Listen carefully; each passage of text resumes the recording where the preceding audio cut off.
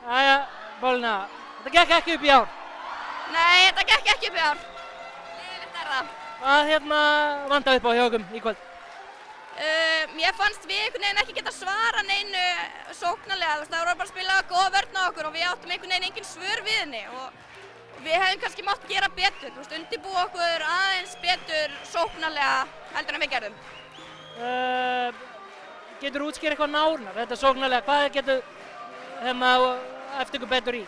Bara til dæmis eins og í leik 4, ég meina í síðasta leik á þeirra heimavelli, þá vorum við í fullum séns að taka titilinn, en við fáum 2 sénsa og í byrjun leiks við vorum ekki að finna helin á þeim stöðum sem við viljum vera að finna ná. Eins og í dag vorum mér varst við líka lengi að koma inn í leikinn þannig. Fyrstu mínútuna voru liðin svona á stress í gangi, kannski léleg skotnýting á báða, en mér finnst bara, það svona einhvern veginn, þær eru að spila fast og við bara einhvern veginn, við spilum alveg fast á móti, en mér finnst við ekki vera að ná að opna okkur á þeim stöðum sem við viljum vera og fá bara góð skrín og mér finnst þess að fyrir sjálfa mig, ég er þannig leikmaður en ég er ekkert sérstaklega mikið að búa til fyrir sjálfa mig.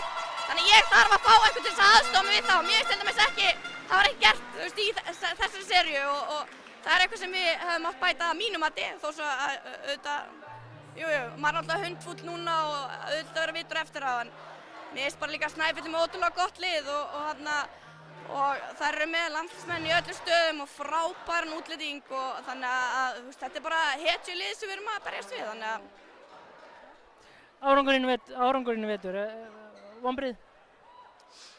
Svona þegar ég lít tilbaka þá auðvitað já og nei. Það náttúrulega eru ákveðnir, hvað maður segja, svona ákveðnir punktar í tímabilinu sem við höfðum ekki stjórn á eins og að fá hann útlending inn í liðið og allt þetta hafarí sem var í gangi, þjálfarnir reknir og eitthvað.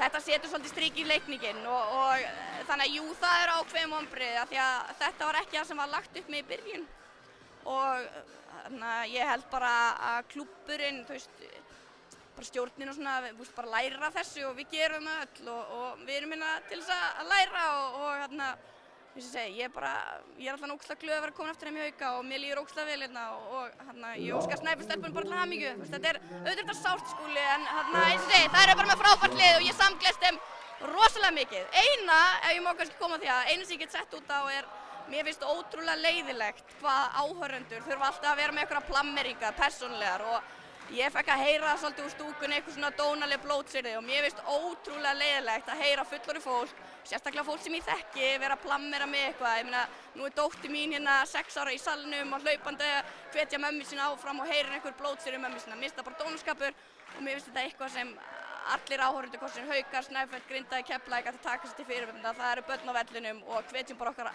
áfram okkar lið. Og sérstaklega eins og í Hólminum, það eru fullt af skiltum uppi, hvetjum liðið okkur áfram,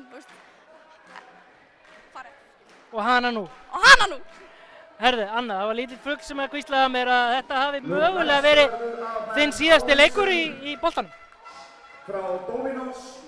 Já, ég ætla allavega mjög mikið að skoða þetta tímabil, skoða minn feril. En fyrst að við erum ekki meistarar, þá held ég þurfum við að halda þessu áfram. En nei, ég veit ekki, kannski langar mig bara að fara að vera mamma eða eitthvað, ég veit það ekki. Sjáum til. Takk fyrir þetta. Takk.